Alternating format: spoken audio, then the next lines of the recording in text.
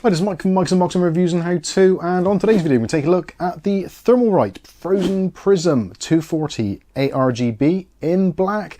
This is a really fantastic cooler for modern processors and even some pretty old ones, and depending on which version of this you get, it could potentially be the cat's whiskers. Keep watching to find out more.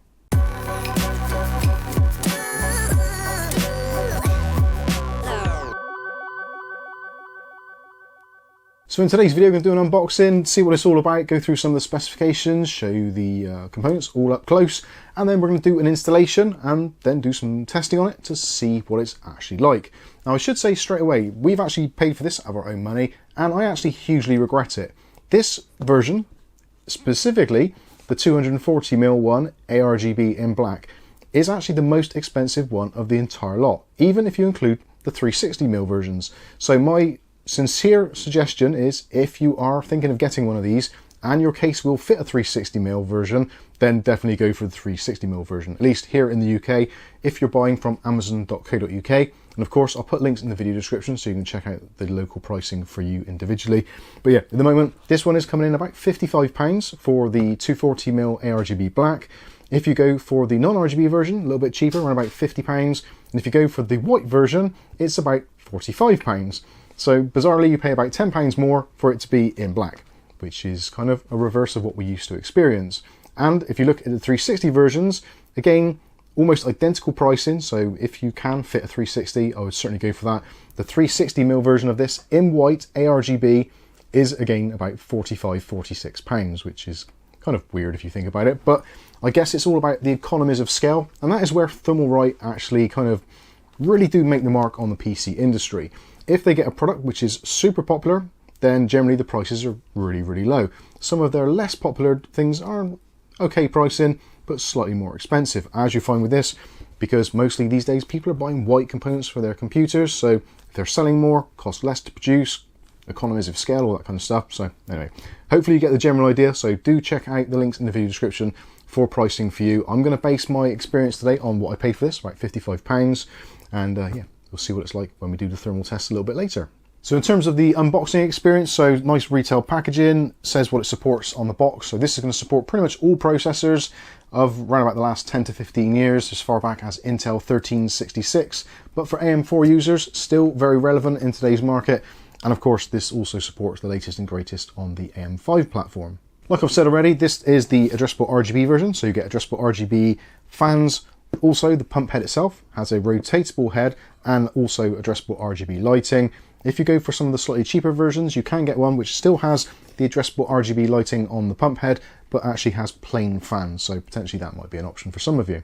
On the side of the box, we've got some of the fan specifications, so if you want to, you can pause that to have a quick read through, but the main parts of it is a 120mm fan. You're looking at 70.4 CFM, which is actually pretty decent, and also it's 4-pin PWM, and also relatively quiet, it would appear. On the other side of the box, it goes for the specifications for the actual pump itself and some of the highlights here. So 3300 RPM, plus or minus 10% for the pump speed.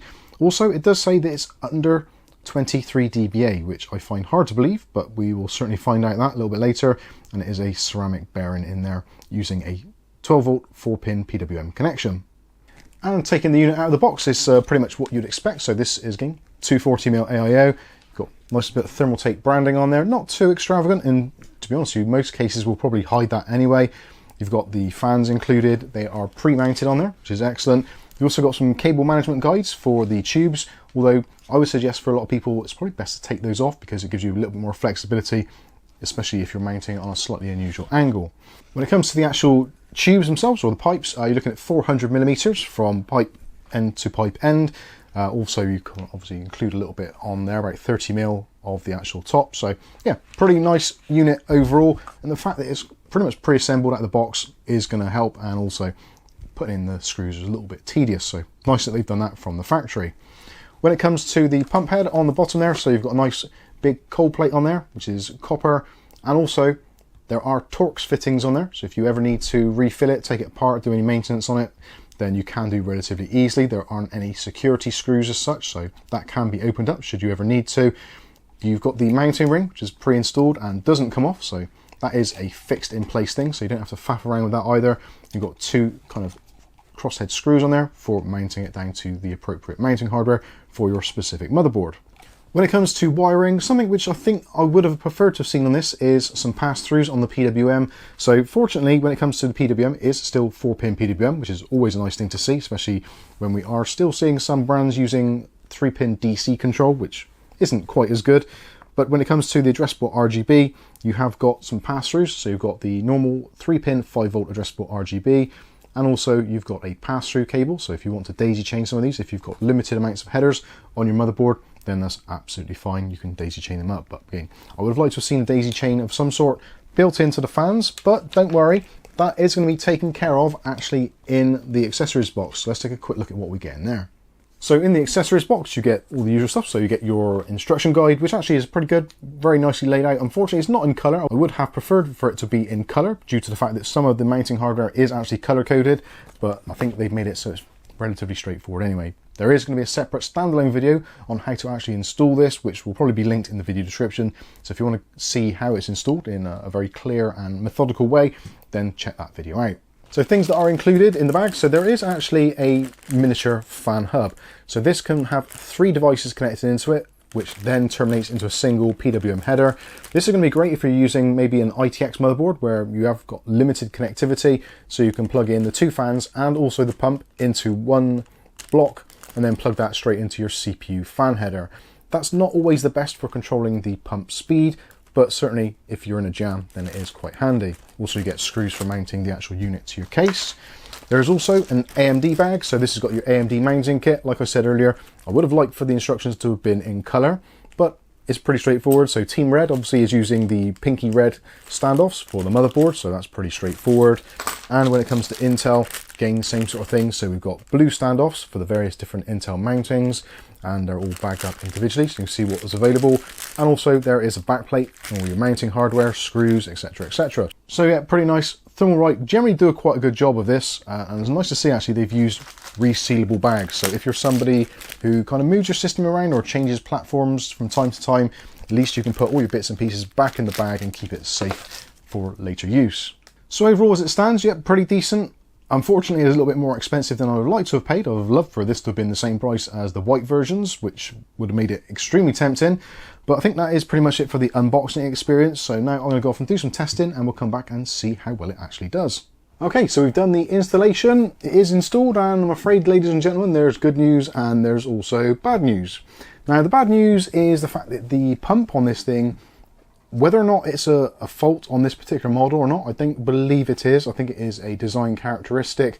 The pump is really noisy. Now, I've actually got this set to around about 50% of its maximum RPM, of which stated on the box was 3,300, and at times I was having readings up to 3,600, so that kind of makes sense with the 10% plus or minus deviation, so seems about right. But that did seem to drop to around about 3,400 after a little while. So again, whether or not the pump is kind of bedding in, or maybe there's some air trapped in there. I have given the case a very, very good jiggle on all the axes, trying to see if there is a bubble in there. It doesn't appear to be, but certainly if it changes, I will update the review, and also I'll leave a comment in the comment section as well, just to say what the differences are. And of course, if you watch our live streams, no doubt I'll keep you updated in that as well.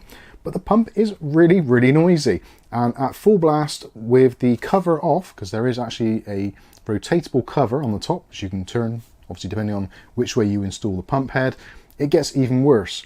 So I've actually tried putting some like tissue or just some padding behind it. It seems to be if you apply pressure to the cover, the noise almost entirely goes away, even at full load, which is what you'd expect it to be.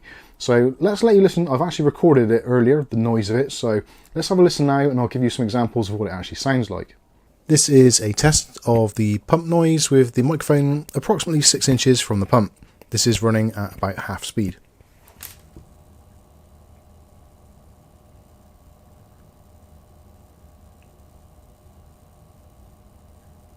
This is the pump running at 100% with the cover on. This is the same test with the pump cover removed. If we apply some gentle pressure to the middle of the unit, the noise almost entirely disappears.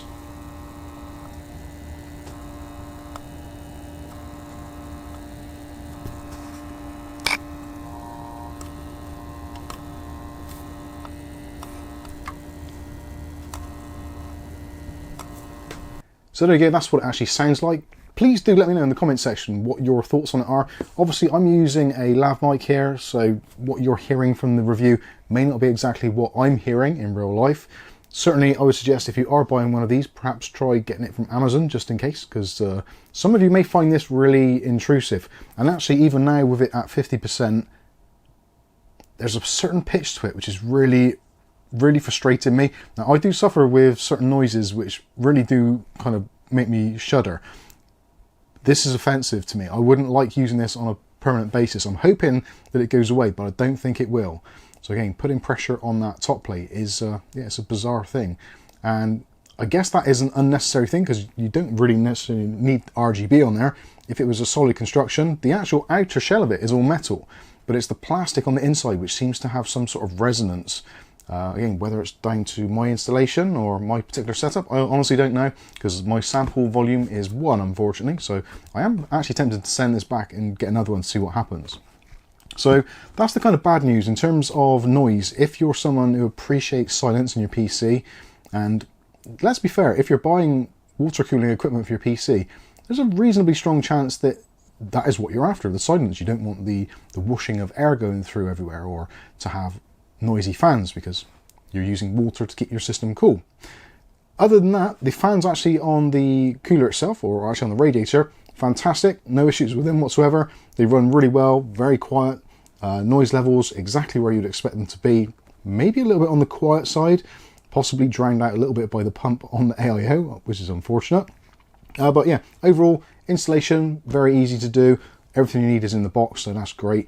And when it comes to temperatures, I did the testing with something which I think is more in keeping with what people are likely to pair this with. So I've used my Ryzen 7 7700X. I've used it with all the core enhancements turned on. There's no undervolting or anything, so this is the kind of out-of-box experience, which I think a lot of people will probably be ending up using.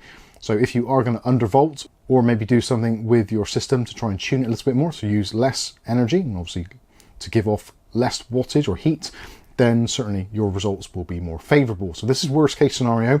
So I actually started off, I tested with a stock AMD cooler, which is obviously a very bad thing to do with this particular CPU. It's not designed for it. So with that, we got a lowest temperature recorded of 45.4 degrees Celsius. Now I should say this well is in a 25 degree room. So maximum temperature recorded 95.4. So we're just right up to that thermal throttling, or the TJ Max, where it's designed to actually try to reach. And in Sunnybench, we got a score of 18,881 points, which is a little bit less than what I was expecting to see, but this is the stock cooler. It's not appropriate for this particular test. But with the 240 AIO, so first of all, I ran it with just a standard single run, which is what I often do. And then I did a 5-minute loop as well. So with the standard, just the quick run, or the benchmark run, got a score of 20,015 points, which is pretty good. Temperature-wise, much better. 12 degrees cooler on idle, so 33.9 degrees Celsius, and highest recorded temperature 91.8, which is excellent. So it's kept it within its thermal throttling limits, which is what you'd expect from water cooling. After a 5-minute loop, actually let the system cool down a little bit further. Actually seemed to drop temperature after, so maybe it's got some bedding in to do. The lowest recorded temp is 31.1. Again, with these things, the lowest recorded temp is not really a valid thing because you never know what services are going to be running in the background, but take it as it is.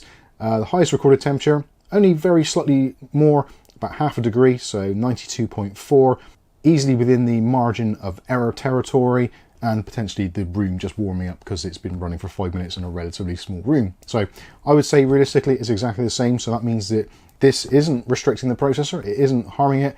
And in terms of the score, basically the same sort of score. So we've got 19,738 points, which again is pretty much within margin of error, around about 250 points away from the 1-minute test. So yeah, that is the sort of thing that if OneDrive kicks in, it will send your score about 200 to 300 points off. So that is very possible what may have happened in the background. So overall, I think in terms of actual performance for a 240mm AIO, it's actually really good. And potentially if you go for the white version or the non-RGB versions for around about 45 quid, I think it's actually a pretty decent choice. But if you are someone who kind of appreciates quality and also a quiet pump, then I think potentially there are other options worth investigating. At the moment, there's a couple of competitors from Thermalright, MSI, and also Arctic. With the Arctic Freezer 3, you've also got the Thermalright TH range, and also MSI have got a couple of new ones out as well. So those are all in the kind of 50 to 60 to 65 pound mark, so just a little bit more expensive than this one at 55. Again, if you're going for the white version, then certainly there is that £10 discount, so that does make it pretty favourable. As long as you can put up with the noise, if you're wearing headphones and you're gaming, then you're never going to notice it, so it's absolutely fine. And in terms of the actual look of it, I think it looks brilliant. The look overall, actually quite classy, although I did notice actually on the Thermalright logo there, the letter L seems to be a little bit on the piss, so those are only stuck on. You can just clip those off or peel them off, so if you want to do that, you can do. But again, it's a relatively budget offering, and it performs pretty well for what it does. It's just a little bit on the noisy side for my liking. So anyway, there you go. That's my thoughts on the Thermalright Frozen Prism 240 Black ARGB. Other versions available. Links will be in the video description if you want to check those out and check out your local pricing. Maybe this is going to be right up your street, but I think personally this is one that I kind of wish I'd avoided. But anyway, let me know what you think in the comment section. I think that's going to wrap this one up. I've been Mike. This is Mike's Unboxing, Reviews and How To, and hopefully we'll catch you in the very next video. Thanks for watching.